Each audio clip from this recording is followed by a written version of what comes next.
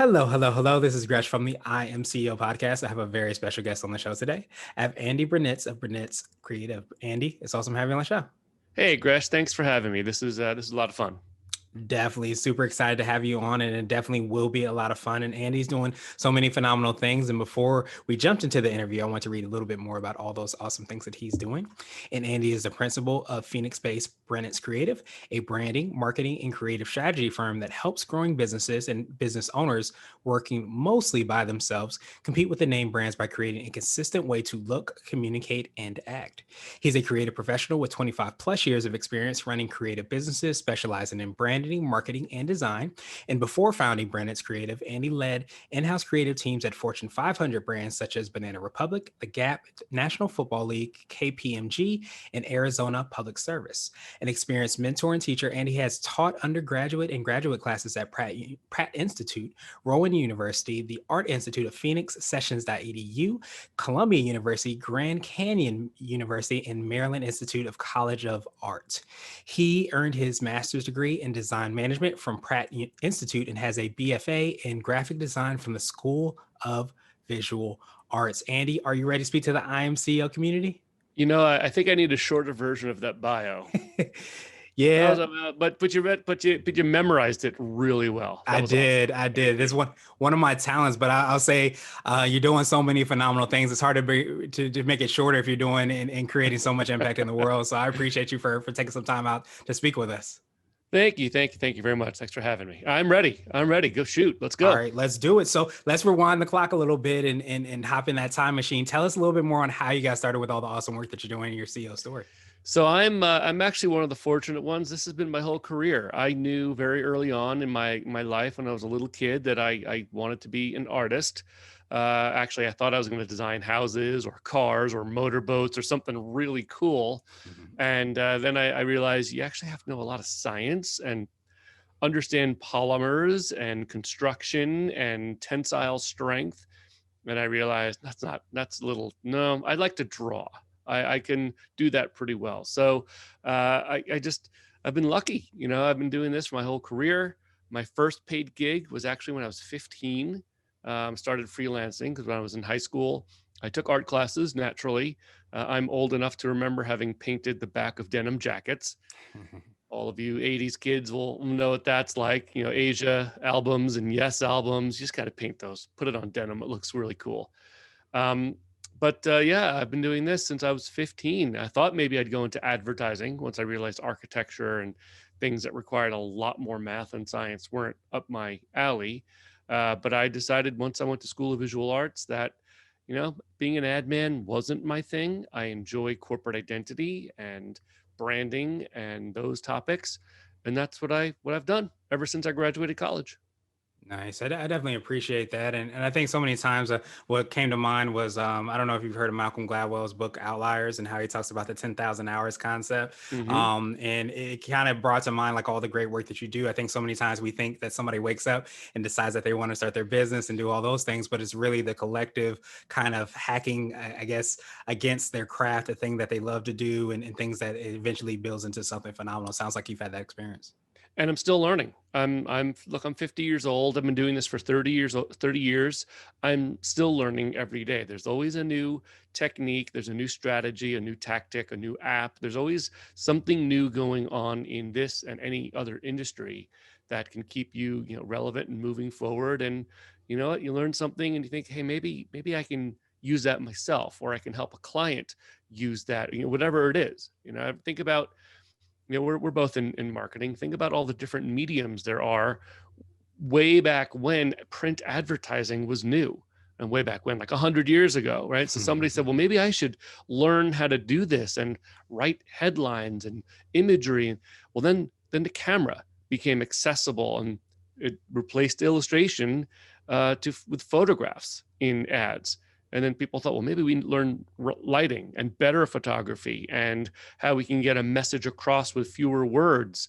And then you had headlines and you let the picture tell 1,000. And then there was radio, and then there was TV and social media. And all these new things require that we learn and figure out a way to use them for ourselves in our own business and even for clients. So it's ongoing constantly. Yeah, absolutely. You continue to have to sharpen that saw and to continue to get better. But I love, and I don't know if you find this experience where so many times I feel like, especially I think all industries are kind of creative because that's where that opportunity Hmm. comes in when you look at things differently. But I think when you specifically are able to kind of take an industry and have that different perspective and have those, different, I guess, things you can place into an industry or move this here, move this there, whatever that might be, that's sometimes where those great opportunities and those breakthroughs come across. The objectivity and perspectives that come from all kinds of fields is what helps everybody move forward. You know, you have to. Mhm. There's a great book by Tim Ferriss called The Tribe of Mentors. And I love that book because the idea of it, even though it's interviews or things that he collected from other people who he's spoken to, and I think that's the one. There's just Tribe of Mentors and Tools of Titans, Mhm. both of which I love and highly recommend, especially if you're self-employed or a small business owner. But the idea of the mentors is there's multiple people that you learn from and get guidance from. Some little nugget of something that they're doing can influence you and help move you forward, and that really is true. Yeah, absolutely. I think there's a quote along the lines of the way to be successful is standing on the shoulders of giants. And those books are basically giant words of wisdom and advice from some of the most successful people. And you can learn so much without having to go through all the experiences and the trials and tribulations in order to make that happen. And so, Right, learn from the mhm, mistakes and successes of others mhm, rather than just figuring out yourself. And it's a great yeah. lesson in many ways. You know, one, it reminds you you're not alone. Mhm, You're not alone. There's a lot of other people who have done what you're doing, been through what you're going through. So ask questions, find a group, find a network, find one colleague, someone you can bounce ideas off of. Um, and to that point, you know, there's something when I teach, I show it's kind of a dated video at this point, but it's IDEO's deep dive. I think mhm, Nightline showed it. It's almost 20 years old. I'm embarrassed at how old it is that I still show it in class. mhm, But the reason I show it is that the initial market research around the final project, which if you haven't seen it, they're given IDEO given 1 week to redesign shopping carts. mhm, And in the focus group was a whole bunch of people. And I always ask my design students, tell me who is in that who's in that group, who's doing this research. A biologist, a med student who hasn't gone back to school, a safety engineer, all kinds of people. No designers, no marketers.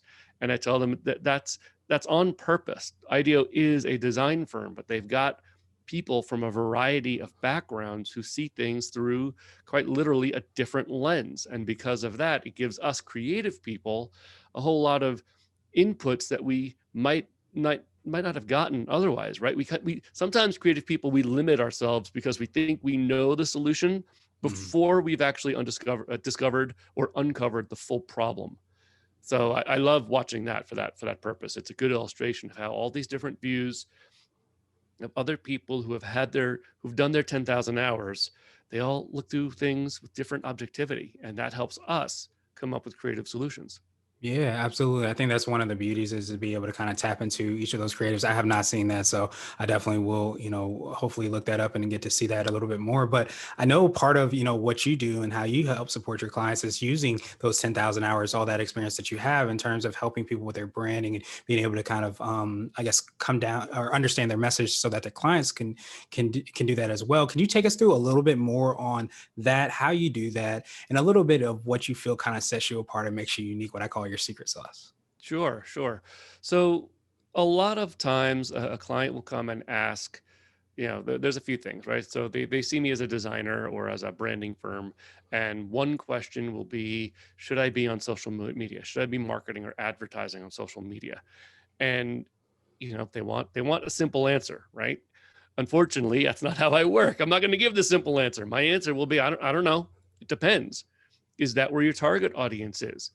Can you tell me about your target audience? Where are they? What are they looking for? Are they using social, or are there some other means? And that sometimes throws them for a loop because they don't really know their target audience. Well, I don't really know. Well, then I don't know if you should be on social media. I'm not saying you shouldn't. I'm saying we need to understand who you are, what you do, what you offer to your clientele. You need to know your target audience really well. What do they like? What don't they like? What do they want? What are they willing to spend? And depending on the answers to those questions and several more, that's when you can say, here's where we should market, how we should market, and what and how we need to say it. And that's where my answer would then be, yes, but here's how you need to be on social or print or billboards or content marketing, any of those things. It all really starts for me with a strategic understanding. So I'm a designer. I love designing logos. I love, back in the day, we called it corporate identity. That's what I really studied, but now we call it visual branding. Mhm. It changes every 20 years. They'll change, what we call what we do. But even back then, we always knew you have to do some research and you have to develop a strategy, because that will inform a better design, a better marketing output or tactic. It'll be more successful if you do this work up front. Yeah, that makes so much sense. And I know when we first connected, that was one of the things I really appreciated, is you having those tools and information to help people be able to do that, but not looking at it as just, a logo or just, a piece of content, but looking at it as an extension, it sounds like, of what the person wants to accomplish, who they're trying to target, and so many of those different aspects, that research part that you kind of focused on, that I think so many times we do ourselves, and sometimes our organization is a detriment if we don't do that work and that research, so that we can communicate and really break through the noise, so to speak. Right, right. And it also means, I live in Phoenix now, but I'm from New York. I grew up on Long Island. I've lived on the East Coast my entire life until my family, we moved out here 8 years ago. So I still have a little bit of that in me. I can't quite dial it down. I'm at 11, even without coffee. But I've left money on the table by doing what I think is the right thing and telling a client, if they come to me and say, "Hey, I think it's time for a rebrand," and I'll ask why, tell me the situation, what's going on. And I actually recommended to a potential client, I don't think you should rebrand. Your brand isn't the problem. And this was after several conversations. I don't have one phone call and then develop a proposal. There's just no way to know the situation. You don't have enough information. And after a few conversations of really learning about his business and what his challenges are, the problem I realized wasn't the name of his business or how he describes his business. The problem was he simply wasn't marketing his business. In 10 years, he'd never done anything other than organic social, just posting to social feeds. And I said, your problem isn't branding. Your problem is awareness. Nobody knows you're here. So you haven't even asked your current customers to spread the word. So I think what you need to do is focus on getting the word out first. Let's come up with a marketing plan to build awareness, grow your base, and then we have enough information to even determine people aren't buying because the name isn't clear. But after 6 months, we finished redeveloping the website and a marketing plan and some content and you name it. After 6 months, the numbers based on revenue and clicks to the site and awareness in media, you and I, we turn on Google alerts for our clients, and right away, that's the first thing I do. Let's see what news is going on about them. Right. After 6 months, the awareness is huge. The revenue is much more than any of us could have anticipated, higher than our goals, which is good for us as an agency. But it just sort of showed, the brand wasn't the problem. It was just simple lack of awareness. So let's figure out, because it's an opportunity, how do we talk about you and stay consistent with that message and get that word out across as many mediums as we can as the budget will allow. And that worked. So maybe we'll do a rebrand in the future, but right now my recommendation would still be, let's not spend that money. That's a lot of money and effort, and you don't yet have the audience. I think you would confuse more people than educate them. Let's not confuse them. You'll lose market share if you confuse people. Yeah, that makes so much sense. And I definitely appreciate you for sharing that, because I think really the opportunity is in having those conversations when you had those conversations, you were able to really unveil that or unfold exactly what the problem really was. Because I think so many times when you go to the doctor, you think it's your elbow hurts, but really in reality, sometimes when you dig down a little bit deeper, you find out that there's another thing that maybe is being ignored that's causing that issue. But I think if we Mhm. treat sometimes the symptom instead of the actual problem, that's when we have to continue to go back to the doctor again and again and again, and you never fully get healed. So I definitely Yeah. appreciate that. That's why I also don't respond to RFPs for that Mhm. reason. Usually an RFP is they are declaring what they think is the problem, and you are responding, here's how I will solve the problem. Well, that's not how I do business. I don't trust that you've actually done the work to determine what the real problem is. Remember, I was corporate, I was in-house for a long time. We don't really know what we're talking about, or we're not empowered to truthfully describe what the issue is. So by being independent, I get to have those conversations, and I'll ask hard ones. And there's a lot of work that I've said no to because of that, because they can't answer the question, or I've offered a separate type of service to help them even figure out what the problem is, rather than just saying, yes, I need a website. Of course you need a website, but what do we need to do with it? Why are you thinking of doing this now? I ask why, right? I'm sure you've read this too, the 5 whys. You ask why 5 times, and each time they answer, you're digging a little bit deeper into the real problem, until ultimately it's like, yeah, the website isn't the problem. You don't have a sales team, right? I'm just making Mhm. it up, but Right. this has actually happened.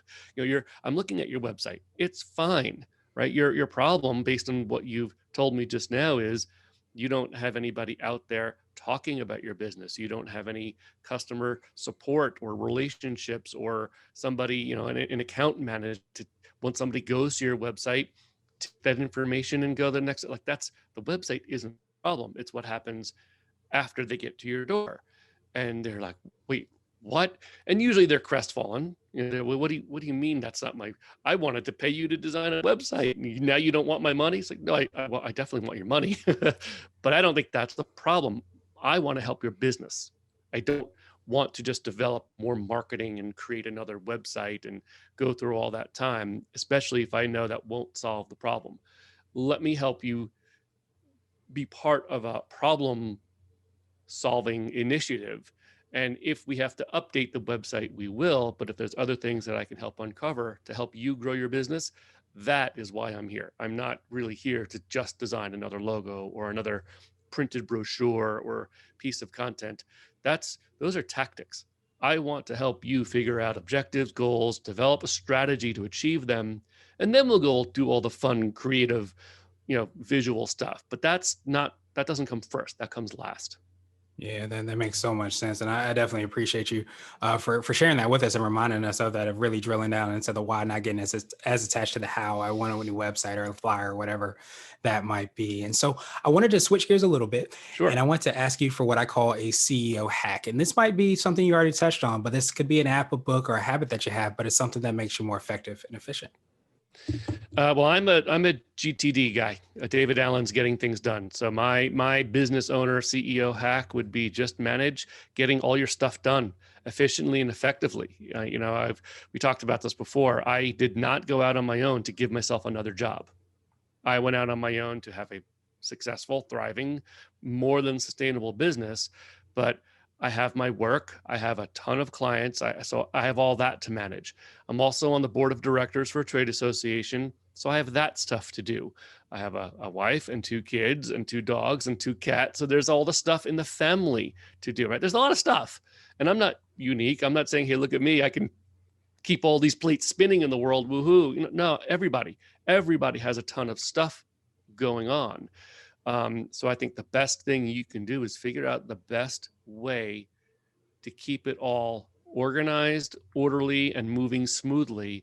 Because the worst thing that can happen to anyone, especially who's self-employed or running a small business with, say, up to 15 employees, if you start to feel overwhelmed by everything, that means you don't really have a handle on everything, and everyone else will feel overwhelmed too, because you don't have your, I don't know, is this a rated PG or a rated R Go for it. podcast? Rated You don't R. have, if you don't have your shit together, right? nobody else is going to have it together either. And you need to keep everything organized. So, you know, David Allen's getting things done is not the only productivity method out there. There are many, and I would say find the one that works for you. The best tool is the one you're actually going to use.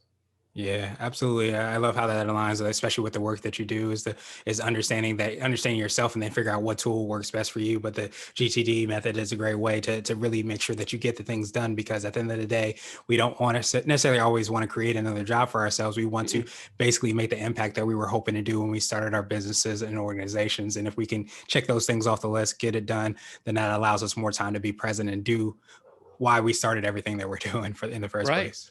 Right. And like I said, I didn't go into this to give myself another job. I quit a Mhm. job because of the limits I had, right? We only want you to do this one thing, but I'm capable of doing so much more.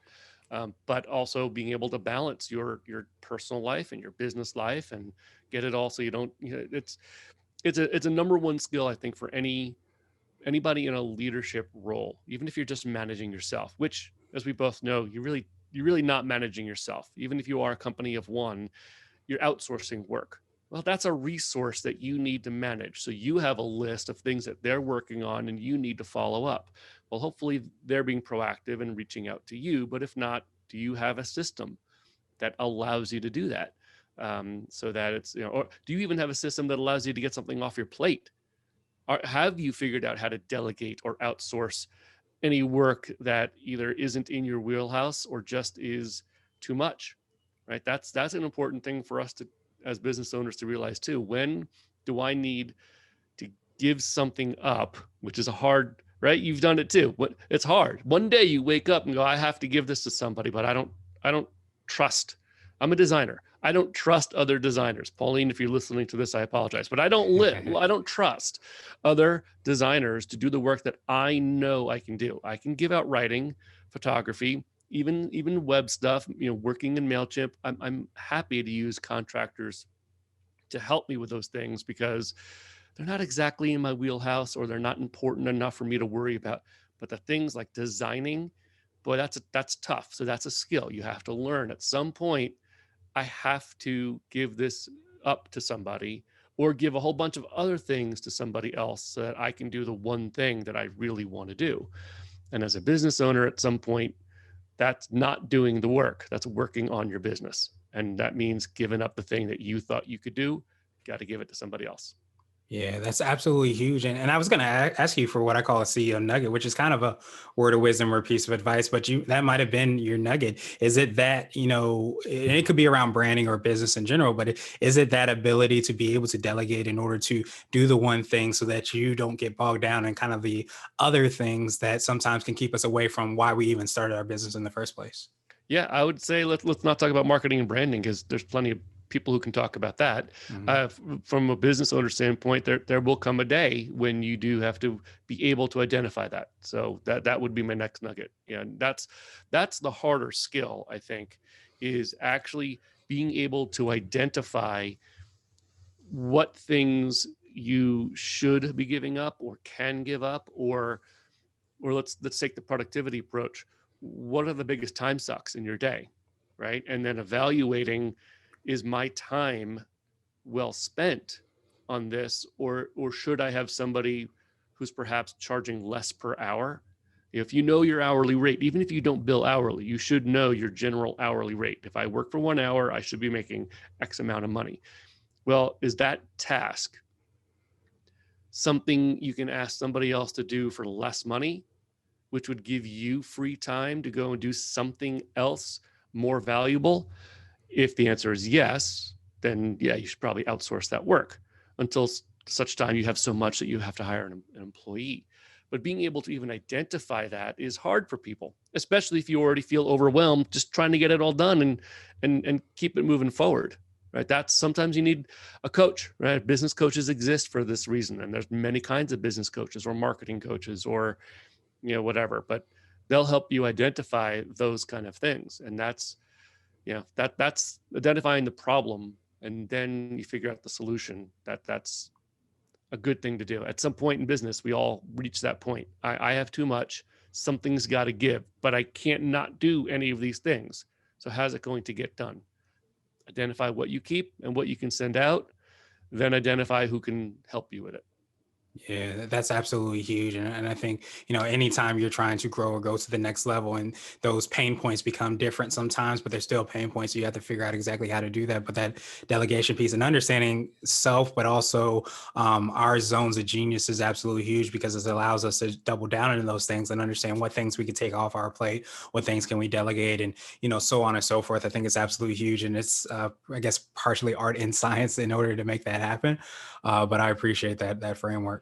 Yeah, being honest with yourself too. Like I'm a great artist. I'm a good, great. I'm patting myself on the back.